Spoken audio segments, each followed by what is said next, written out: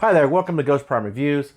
So this video, I want to take a look at Series 86 Sludge. I just got this guy, and I've been waiting for Sludge for a while. I do like that Hasbro's new, well, not new, but going back to the old style of leader class figures with these Dinobots, that they're huge, and they're chunky, and they're nice. I also really like the fact that he doesn't come with a little throwaway figure. They could have given him a sword, though. He's always been one of my favorites. There are some good points and some bad points I'll go over in the review. So I'm just going to keep this intro pretty short. So if you're not subscribed, please subscribe, hit the thumbs up button, leave a comment. Without any further ado, let's get to the review. Alright, and for a look at the packaging, he does come in an enclosed box. So no open window here like the newer boxes have, but he has some good box art. You see him fighting the Sharktagons there in the front, which is very cool. On the sides, it's a close-up of him.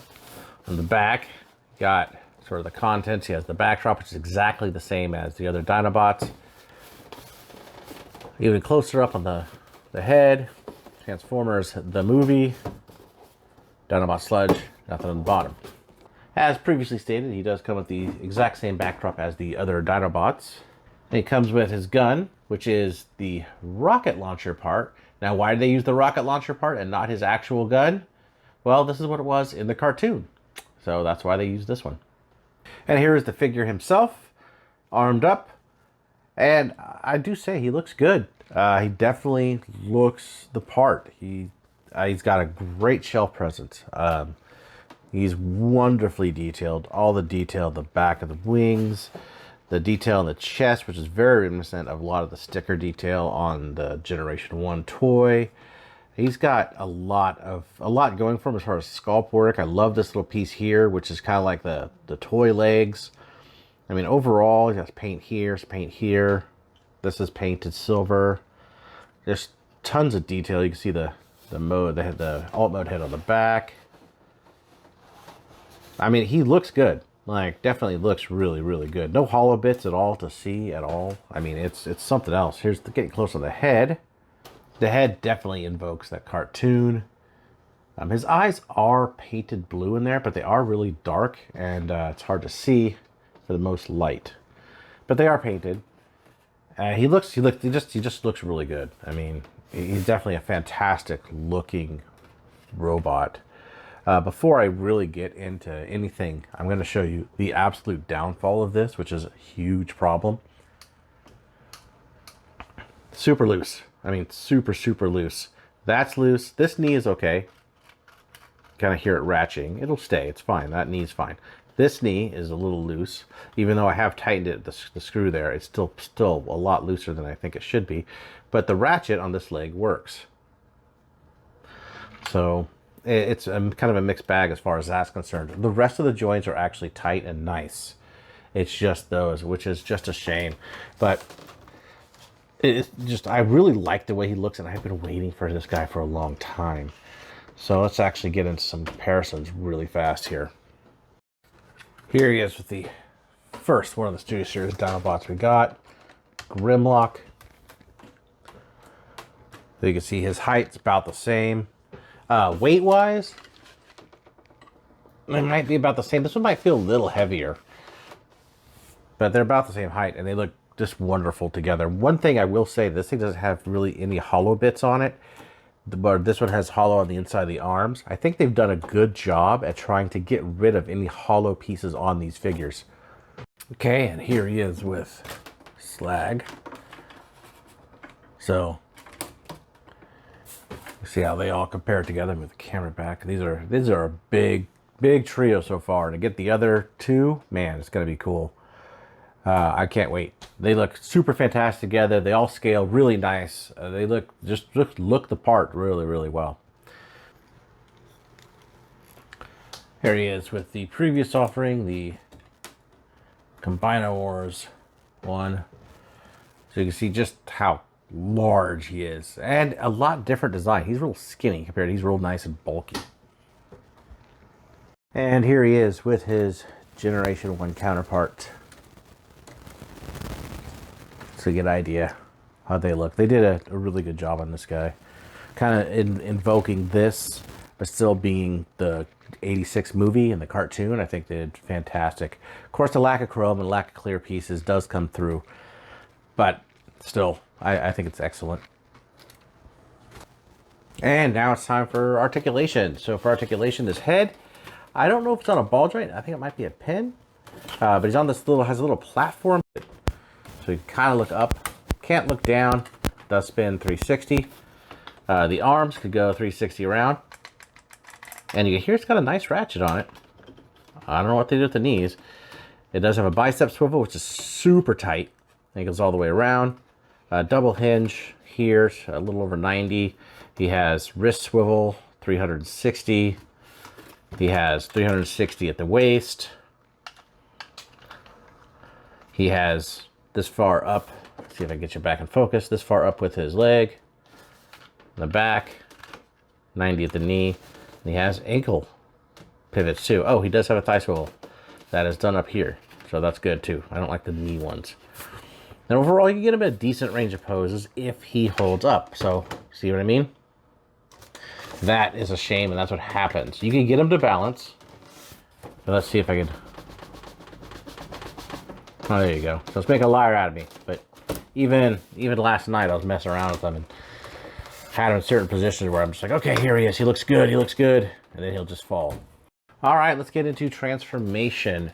So transformation isn't too difficult. It is difficult to do on camera because of the looseness of the legs, and it's just super floppy. It likes to flop around while you're transforming it. And he's got a lot of heft. Makes it difficult. One of the things is cool is this piece here, how that just cleans up super nice. But we'll see how that show you how that works. Let's take his fists first and put them away. So just go ahead and turn his fists upside down. His fists got a cool feature, just like Slag, where they don't really go in that way. Well, they're not supposed to. Got to turn it upside down. Do it like that. Then you also want to take his, at the biceps, swivel that all the way around on either side. Like so. And then go ahead and we're going to unhinge that. Then we're going to disconnect this. Put the head down in. We're going to move the arms, our legs, all the way out so we could then rotate this all the way around. Rotate the legs at the hips and move these up and out of the way. We'll go ahead and put the little legs out right now. This here has slots and tabs that will go there. It'll come off as you do transformation, but don't worry, it still works. So move these back down, because this is actually going to form a cavity under here, which is something I'll talk about after we get this thing done. I'm just going to leave this up right there. We're going to tackle the legs. So for the legs, we're going to go ahead and take the foot here, move that around. So you can see here on the side, like that. And then this piece has a peg in here, so we're going to go ahead and unpeg that, unpeg the tail on either side. Sometimes it has trouble. There we go. Move that up and move this piece up. Then move that out of the way. It is on a whole hinge piece right there. Again, clever, very clever. So now that we have this like this, we could go ahead and just kind of make sure we get this up and rotate this at the legs at the knee, at this joint here, around like that on either side. Go ahead and turn it around. And getting this all together is really irritating, so I apologize beforehand. Let's kind of get that in, get those legs in there, move the tail. These pieces here will open up. Then they come back around on top of the tail. And then go ahead and leave that open. I'm going to take this piece, push that down, kind of push it together.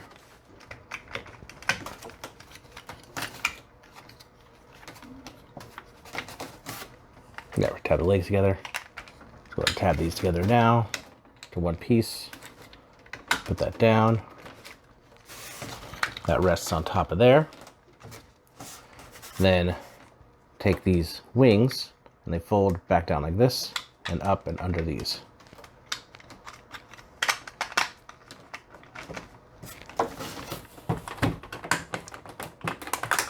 There we go. There we go. I'll move the legs down and around. Either side. Put the head in an appropriate position. And that's what you have. So I will make sure that everything's all tabbed in. Be right back. All right, now that everything's all tabbed in, here he is in Brontosaur mode. Now, he does have a huge, chonky tail, which I don't remember them ever having. And his feet stick out under here. So let me just get to this real quick. This is super hollow here. It does look like maybe at one time these could have had a hinge to fold in.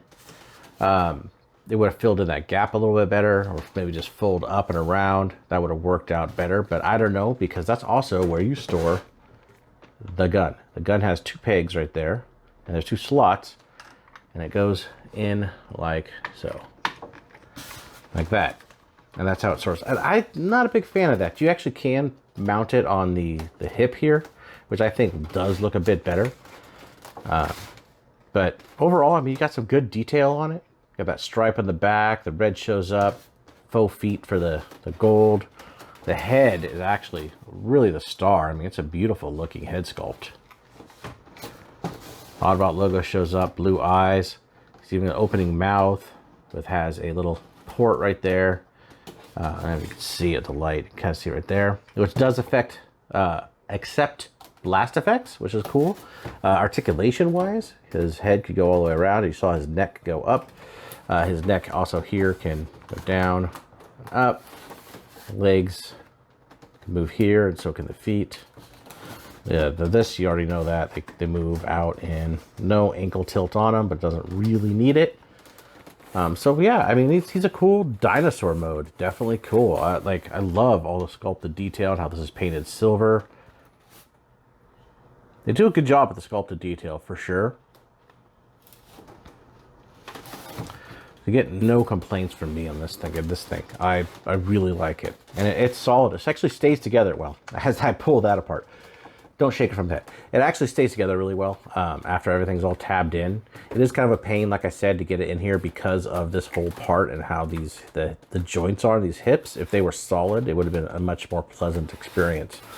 In my opinion, this dragging a little bit on the ground isn't optimal. I mean, it doesn't drag on the ground, but it's all real close. So, mileage may vary on that. He is something that would look good with repo labels. Get some nice shiny stickers on him because he's very G1, so I dig that.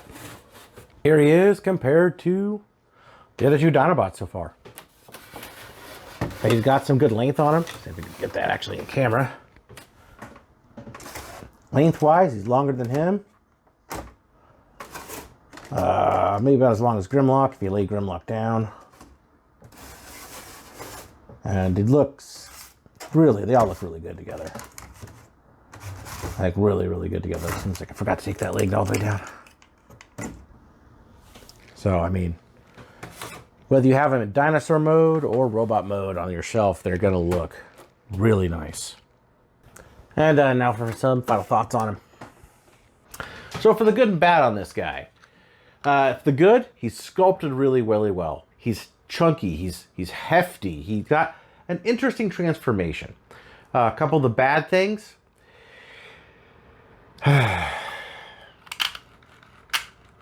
This is terrible. It makes it very hard to stand up. That is just unacceptable. Hasbro's been doing this lately with a couple of the figures I've gotten that have been just a downgrade as far as the joints are concerned. And comparing this to the previous Dinobots, completely night and day. This is super loosey-goosey. I hate it. It sucks. It brings down with otherwise an excellent toy. Also, another thing, he doesn't come with a sword or another gun, even though they no longer have another little figure there. So where is that money going? But yeah, so another good thing is he doesn't really have any hollow bits on him, which is fantastic. He looks great.